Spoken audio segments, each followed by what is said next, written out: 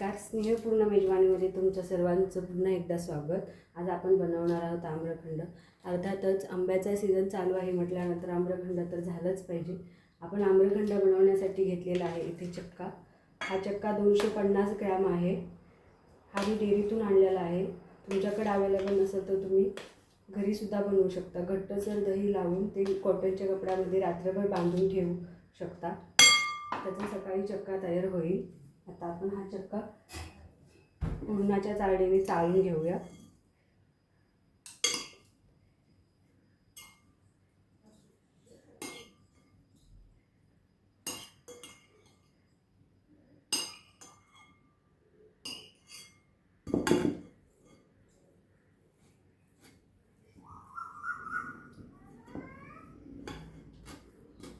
तुम्हाला हवं असल्यास तुम्ही मिक्सरच्या भांड्यातून सुद्धा फिरवून घेऊ शकता.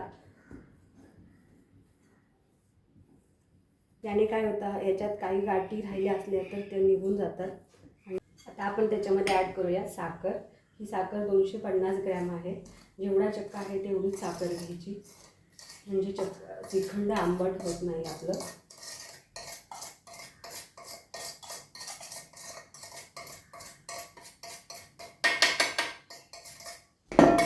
आता हे आपण सगळं एकजीव करून घेऊया.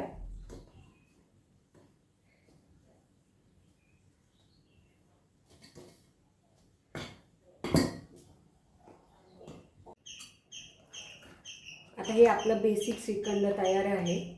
तुम्हाला हवं असेल तर तुम्ही याच्यामध्ये ड्रायफ्रूटसुद्धा ॲड करू शकता. शक्यतो आम्रखंडमध्ये ड्रायफ्रूट टाकत नाही आपण. आता याच्यामध्ये ॲड करूया आंब्याचा गर. आपल्याला जसा लागेल तसा आंब्याचा गर टाकायचा आहे.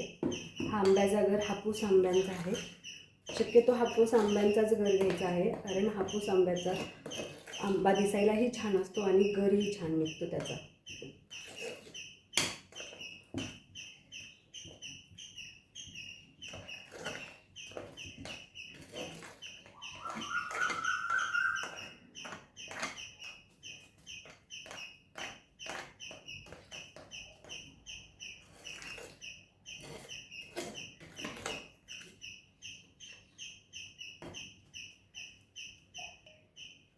आता आंब्याचा गर याच्या अशा रीतीने याच्यात मिसळला गेलेला आहे.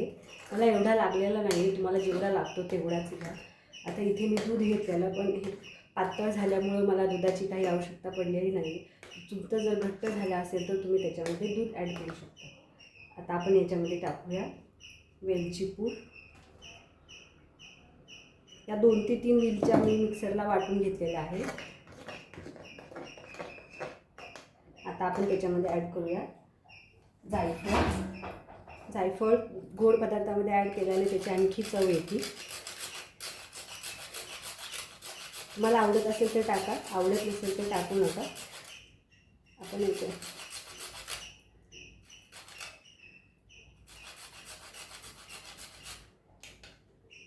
अर्धा चमचा जायफळ पुरेसे होतं याच्यामध्ये.